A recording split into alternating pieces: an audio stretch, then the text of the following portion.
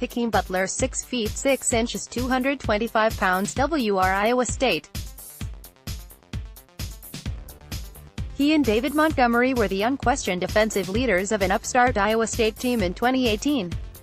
Butler had 9 receiving TDs this year. More notably, he averaged 22 yards on his 60 receptions despite having a true freshman QB most of the year. He is a good kid who grew up fast in a poor neighborhood, but not the way you might think. Hakeem grew up in a poor section of Baltimore surrounded by drugs, crime and violence. He could play outside as a kid but had to run home as soon as the streetlights came on. His father left when Hakeem was young. He barely remembers him and hasn't spoken to him since he left. They lived in a one-bedroom house for years with bunk beds to sleep on. His mom always put the children first, and the children always had enough food and even toys like other kids. Every day you'd see something new, Hakeem said. Drug addicts, drug dealers. Every day. For me, growing up, that's just the way it was. I thought that was normal. I thought that's what everybody saw. My mom kept us on the straight and narrow. She wasn't about none of that nonsense. I thank her for it every day. Things got better when his mom got a job with the Postal Service. They soon moved into another house away from the drugs, and everyone had their own room. Then disaster struck when Hakeem's mom was diagnosed with breast cancer when he was 13. Hakeem would do the shopping, help his siblings with homework, and even carry his mom up and down the stairs. He would take her to the doctors, cleaned the house and cooked for the 4 of them. He was dead, son and brother all rolled into one. His mom died in 2012. Losing my mom, Hakeem reflected, that took my heart away from me for a long time. Hakeem and his siblings moved to Texas and lived with a family of his cousins Aaron and Andrew Harrison, who became Kentucky basketball stars. They became like brothers to him and helped him in ways he couldn't even imagine. See, Hakeem was always a big kid, but he was awkward and needed to grow into his body. Playing basketball with his cousins helped him get coordinated, especially his footwork. Hakeem is very competitive, and playing against 2 cousins who are better than him in basketball made him work even harder. He became a 2-sport star in high school, but his grades dropped since his mom's death. Paul Rhodes, the head coach of Iowa State, was one of the few to offer him a scholarship. He redshirted his freshman year, but Rhodes got fired, which threw a specter of doom on his scholarship. He was still on the roster to start 2016 as head coach Matt Campbell kept him on the team. In his first game as a Cyclone, he made a one-handed TD catch against Northern Iowa, which put Iowa State ahead, although they eventually lost this game. This single play would foreshadow some of Hakeem's football strengths and weaknesses throughout his career. Hakeem is big and strong with the ability to make great catches. At the same time, he is not sudden or quick and takes a long while to get up to full speed. You can see here he cannot break away from man coverage, and only his length and hand-eye coordination allow him to make the play. Even after this play, he was not entrenched in Matt Campbell's offense and had only 9 receptions for 134 yards and 2 TDs in 2016. In the same game the following year, he kind of broke out with 7 receptions and a TD. He followed that up with 5 catches for 128 yards and 2 TDs against Iowa the next week. He still played second fiddle to Allen Lazard, but he had begun to establish himself as a go-to receiver in 2017.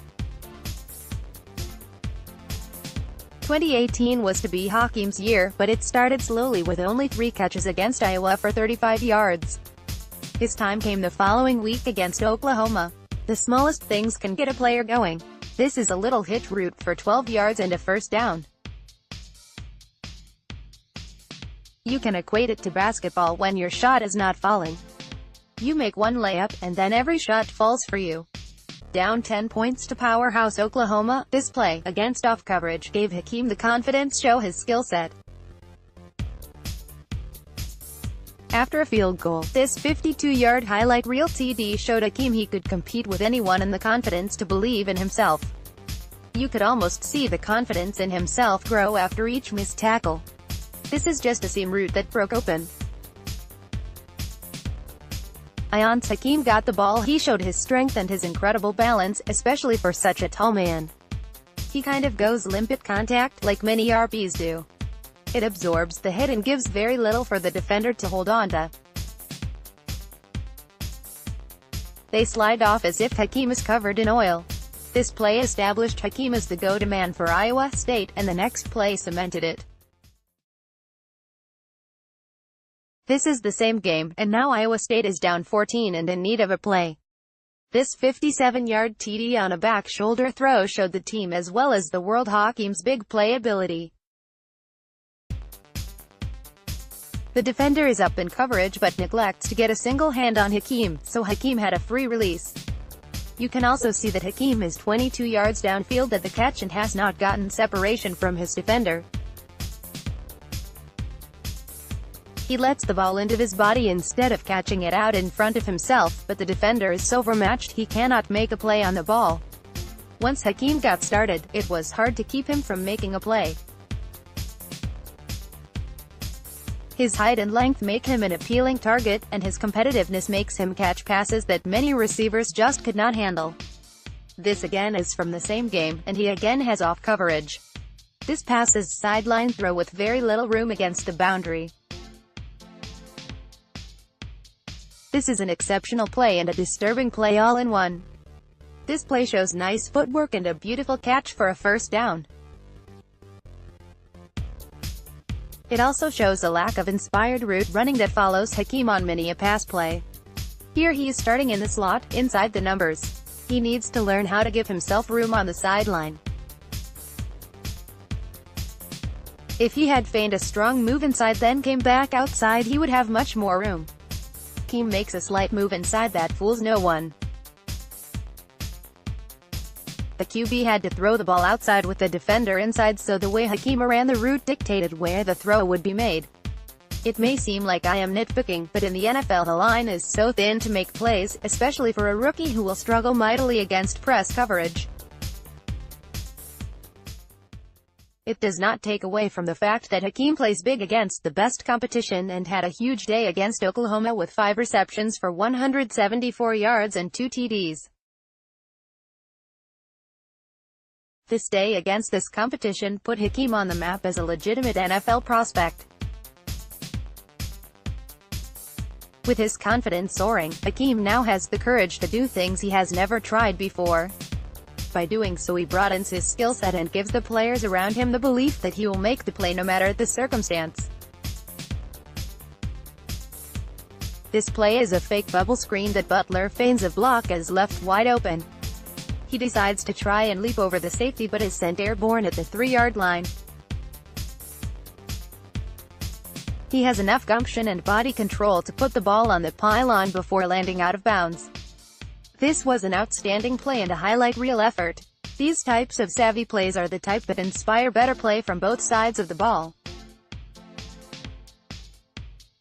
You can see here from another angle that it was a conscious effort to put the ball on the pylon. I am not sure if his hand hits out of bounds before the ball touches the pylon, but the play was ruled a TD, so the point is moot. This still is really nice body control from a 6 feet 6 inches receiver. This next play is an area that Butler needs to work on and may be difficult to fix through coaching.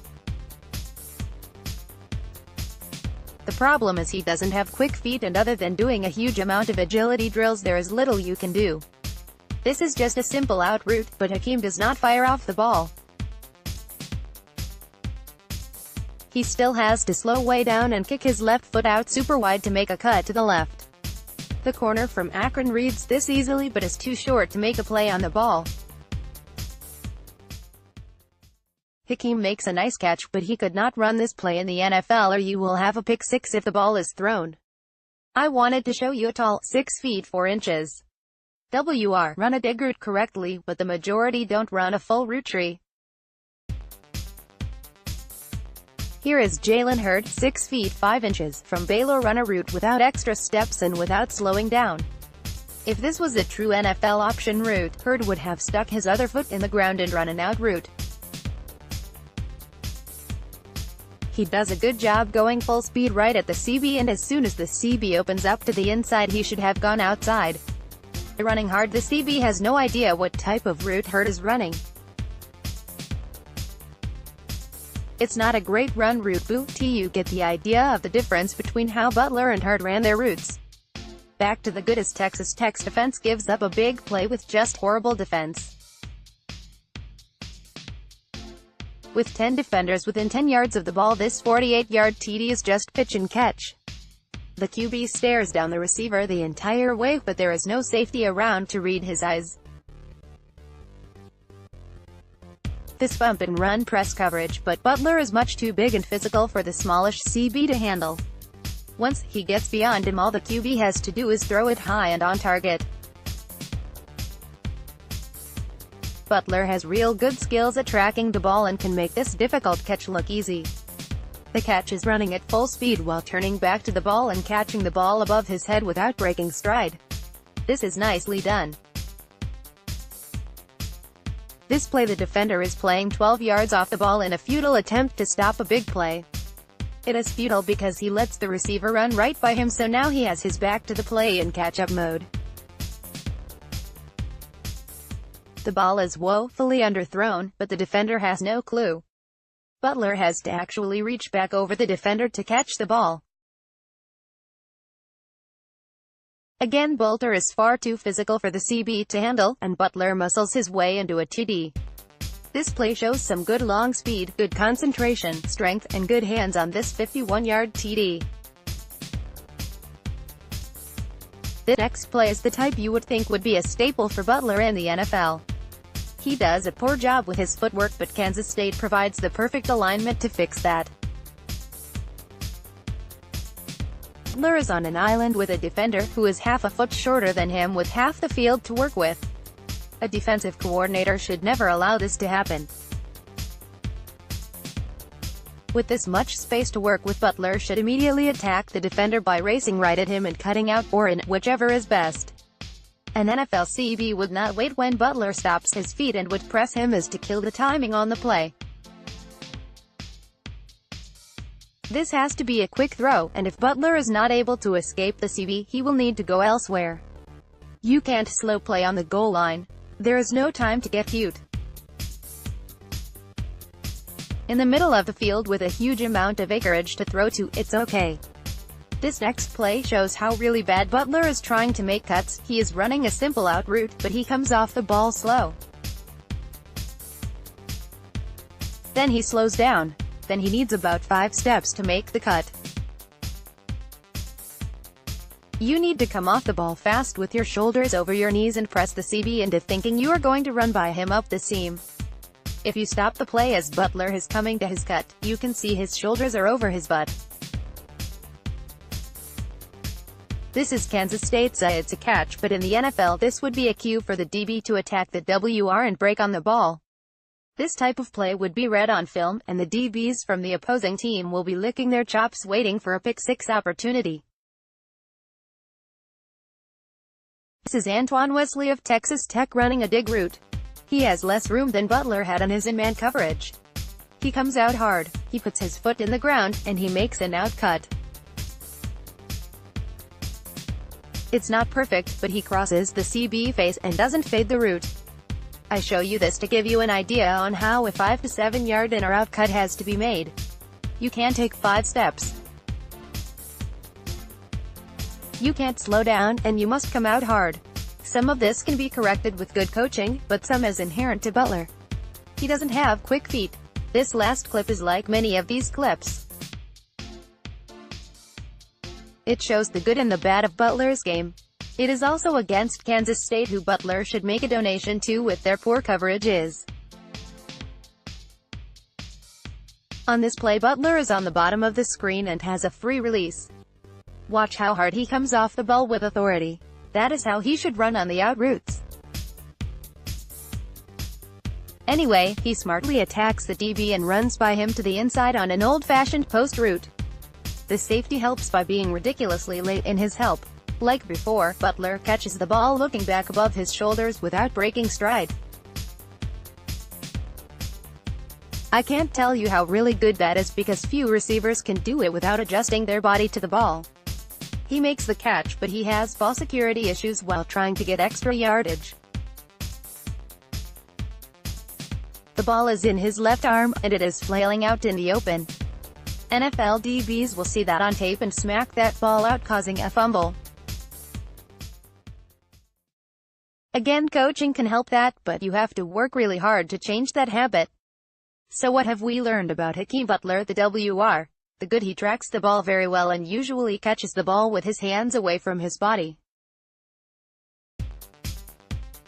He is fairly elusive and has incredible balance for such a tall man.